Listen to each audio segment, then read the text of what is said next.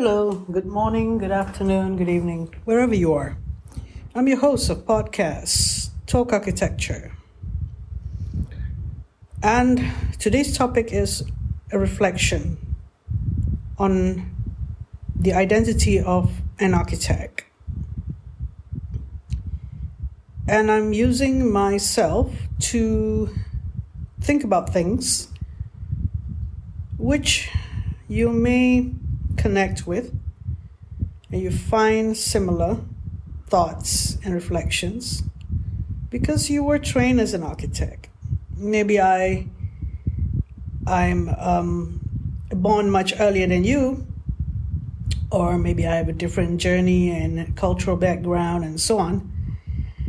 But there are some things that we all have to negotiate, or some similar challenges that we have to go through. Well, I come to this point where I'm not really bothered by calling myself an architect, even though I'm not registered or a professional architect. The reason why I'm not really bothered is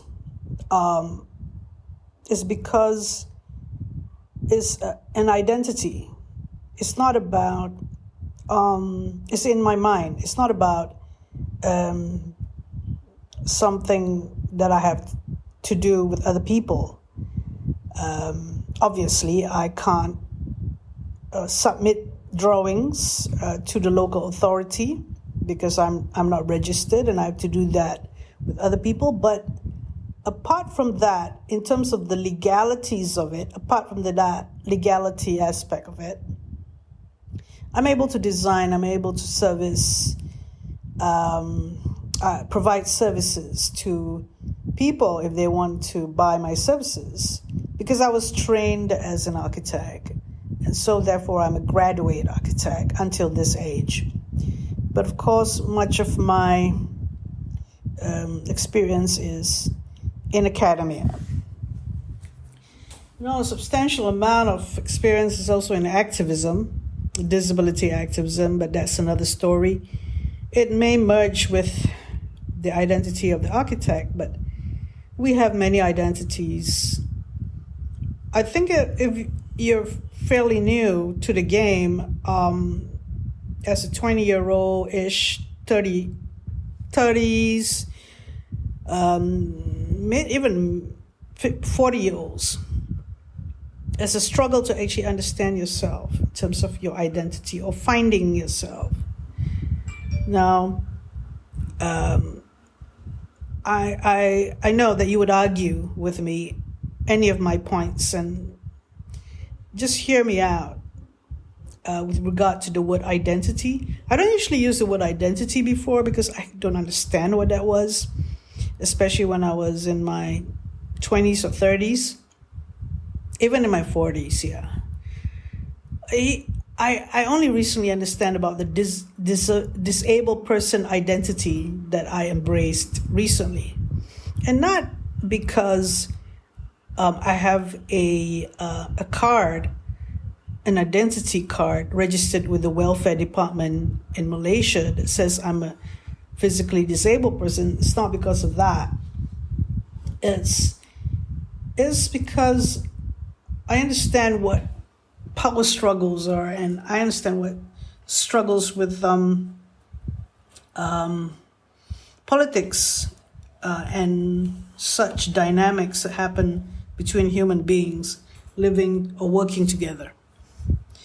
And I understand more about mental health more than ever. And hence, that's why I'm also coaching mid-level architects on how to cope with their mental health balance, how to achieve mental health balance in their professional life. So, going back into identities. The first is you were born and then you're part of a family. Maybe you're the eldest, maybe you're the daughter or the son. Maybe there is no parent, or there is one parent or two parents.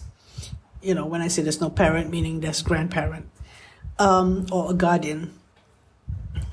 And you just took responsibilities that is given to you to deal with.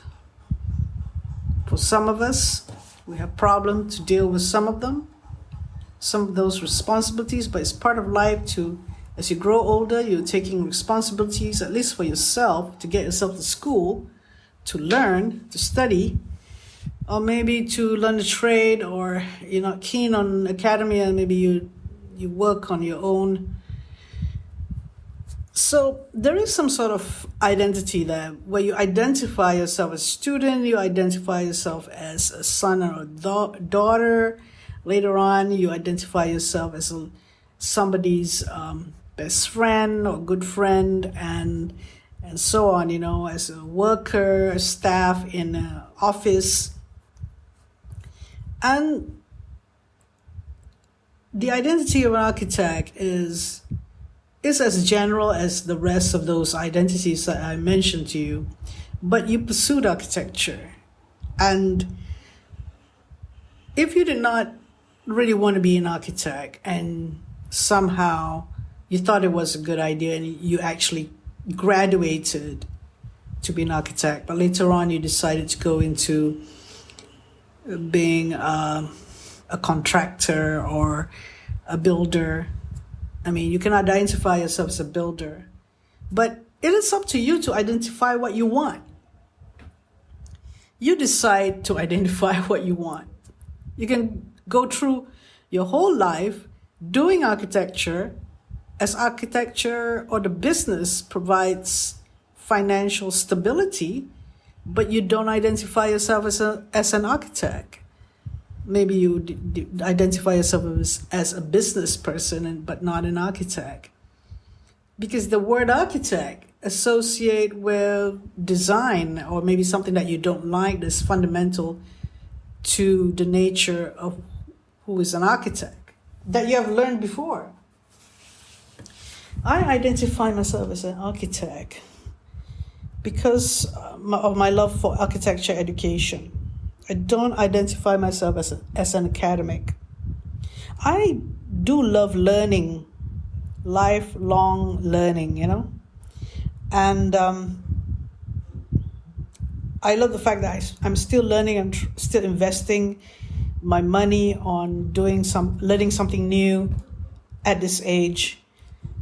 And I'll keep on learning because I didn't think that I was going to do this at this age, being a business person at this moment. And it's kind of like I am being challenged to identify myself as a business person. But as an architect, I've always identified myself as an architect.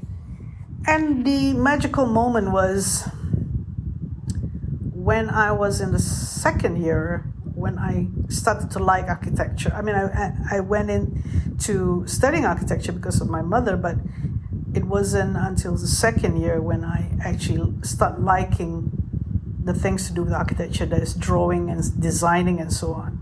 There were times when it was difficult to identify as an architect. So that part of being a designer or thinking that I'll be an architect. But of course, I went into academia, but I still think myself as an architect. And maybe I identify myself as a teacher, not necessarily as an academic, because to me, an academic is so presumptuous in a way. I'm sorry if you think that I'm being silly or being critical or maybe even rude to say that being academic is being political, but it is. In this day and time, when you go to working at a university, you have to deal with so many, so many intricate gameplay, or it is not as straightforward as it looks from outside if you want to be an academic. It hasn't always been like that, because earlier on in the year, 1991 when I first became an assistant architectural lecturer, an assistant architectural lecturer, because I just graduated at that time. I didn't have my master's yet. So, but I led the studio programs, and I took all the responsibilities of all the other academics were doing as well in leading a studio program, third year, second year. And when I was there for 3 years, it was a great time of learning. It wasn't necessarily a great stint out there in Johor Bahru, which is far from Kuala Lumpur, far from where my family was, and on my own, and I didn't have a car, and I had to stay in what do you call it, one of those hostels, and be a fellow, so that I can have accommodation and I don't have to stay outside. I mean, it's also survival that I need to do, but I only had to deal with myself, and I only had to deal with the job at hand. I didn't have to deal with politics. It's much later when politics come into play, when there are KPIs, key performance indicators, when there are, when university becomes businesses, which is what's happening now. Universities are businesses. And I wonder how the Malaysian government, they say that they're going to reform universities. I mean, yeah, you have the same peoples working there, and they were taught about the game that they have to play when they are, when they are in a department of architecture. Well, I don't know about private universities. I'm sure there is more. What do you call it? You have to buck up, if not you get kicked out or something. It's much more easier. But in public universities, you have tenure, the equivalent of that, where you cannot be around the universities for a long time. So I was there for 25 years in a particular university. It wasn't so much political until when they had key performance indicators. And it's not a, what do you call it? It's not healthy. It's not a healthy environment mentally. I could say that now, having been retired, and I could say it again. I mean, I needed to say it now because I think that the identity of the academic is not for me. I may have to say that I was an academic, I was in academia, I was teaching, but I don't identify being academic. I like writing. I was happy writing all those publications, especially publications that were helpful, and I was involved with a lot of my postgraduates' publications, and I enjoyed those research that I got and assisted others with. But the best was doing the program with students and coaching and mentoring students. Even until now, I do coach and mentor people. So the identity of an academia is how a lot of people perceive it, and how you act as an academic is something that I never appreciated. When I was the head of the department, I needed to do the job, and meeting other people and dealing with things. It's just part of a job and responsibility. But that persona of an academic, I prefer the persona of a researcher or a writer. These are the three things that I identify, and I put it in my bio. Artist, architect, and writer. Before we talk about identifying as an artist, because people say, where's your work of art? Okay, I will talk about that later. But I just want to talk about my identity as an architect. So I always regard myself as an architect ever since I was in school. And I wanted to be an architect in practice, a full-time job, but I went into academia. And there were other factors that affected that, but I never actually let go of being an architect. In fact, during my sabbatical, I would spend time in architecture office, if I can. In 2012, I work in a big company. Before that, there were 5 months working in a design and build company, and then there was another 4 months maybe of working in a big company, whom I had started working with before when I came back from the United Kingdom in 1991. But so I learned a lot by just doing the sabbatical period, working in that office, as well as the previous office. I wanted to actually understand what contract implementation stage is, and I was lucky to be part of the team that was dealing with a project that's on site and being built. And I was doing a lot of details. I always like doing details, working out the details from the basic drawings. I worked out the detailed design and shop drawings, helping the contractor with the shop drawings and stuff like that. That's, to me, the best part of being an architect. I think I would have loved doing a lot of things in architecture practice.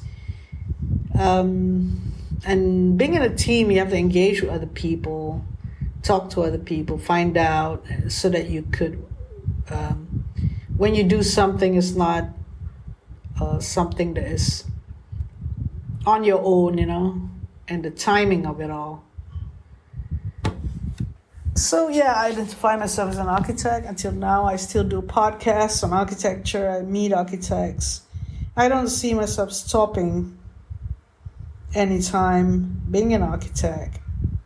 And the identity of an architect is someone who loves collaboration, is being consulted upon with matters to do with architecture, which I am still being consulted upon. Even though it's universal design, my background or my understanding of architecture helps in getting to me, the best that I can in universal design solutions, for example. It is highly specialized. And other architecture topics would be theory of architecture, which I'm not teaching anymore, but I could still discuss theory of architecture with people. And of course, design and design thesis and architecture design curriculum, obviously. So, yeah, because I don't think that I'm an academic. I think that I'm an architect, that I can appreciate learning of architecture very much. It is not a prescribed thing that you pick from a shelf. It's something that you need to constantly turn over and over to understand what is the concerns of people learning about architecture now. I mean, the young people who just went into architecture, what are their concerns? And they were asked to do certain projects. And the way or the method that they have to do it and how they present it. The whole world of ideas. I mean, architects are not the only ones doing that. There are other designers as well that have a whole world of ideas. and concepts and design principles and anything from materials and construction to environmental science to all sorts of other shenanigans that we come up with. So we work in collaboration, and that's the way to do it. And one of the things that younger people who starting architecture would need to know, that is, you work in collaboration, not on your own.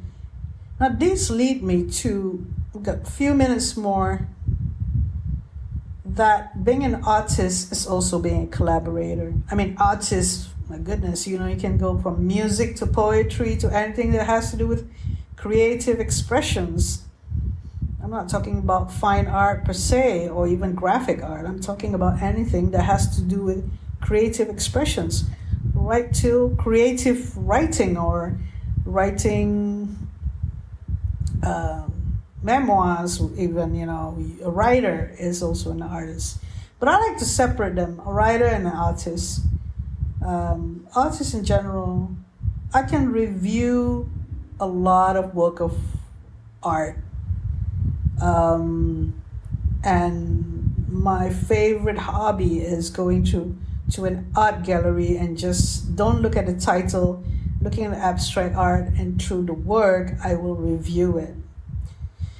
The thing is, I'm not artistically trained. I mean, I would just try to use the power of observation and the power of appreciating the details and how things are done, how things are illustrated and the medium, and suggest the meaning of it. I think it has to do with the fact that I teach theory of architecture as well, that I could look at concepts and theories underlying each work of art. Now, my favorite is films, but I'm no filmmaker. I mean, I love to review stuff, and I also like to review books. I mean, that's the part where an academic does that, but not just any academic, but someone who teach architecture or teach these courses that have to do with arts and humanities. That's why when people say that architecture is social science or maybe science, they don't get to arts and humanities anymore. That's what architecture is being regarded now. When academicians, which I don't identify with, start looking at teaching architecture or the learning processes, and purely from a scientific manner or way of looking at architecture, because you can see the evidence of them not thinking theory of architecture is important course anymore.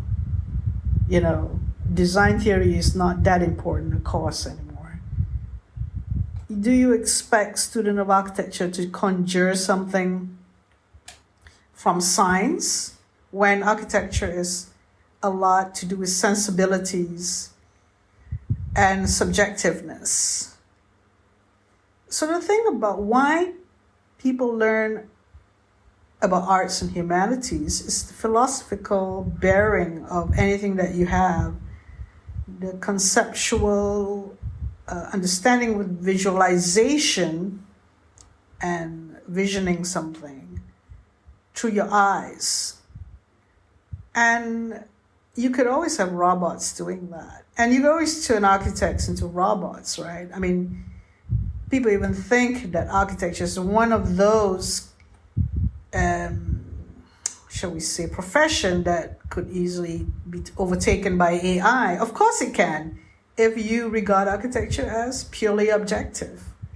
You can replicate whatever nicest building that you have seen, but is that the nicest building that you can identify as the best and nicest building and you can replicate everywhere else? Of course not, because it's to do with context, isn't it? To do with the orientation of the building to the sun or to the wind patterns, to the the topography and the nature of the microclimate and the space and the people and the culture. It's just a lot of interpretation. And architecture is that. Architecture is doing something that is extraordinary. It is not something that can be replicated by AI.